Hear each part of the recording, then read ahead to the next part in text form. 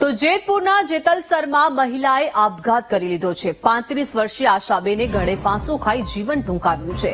પોલીસે પોસ્ટમોર્ટમ માટેની કાર્યવાહી હાથ ધરી છે। ત્યારે આપઘાતનું કારણ જાણવાની દિશામાં હવે પોલીસ તપાસ હાથ ધરી છે।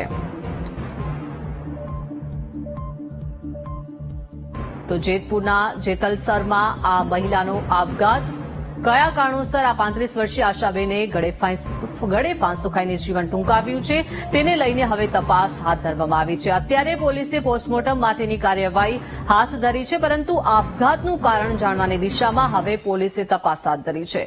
વધુ માહિતી મેળવીએ સંવાદદાતા વિક્રમ પાસેથી। વિક્રમ, એક 35 વર્ષીય મહિલાનો આપઘાત, શું વિગત?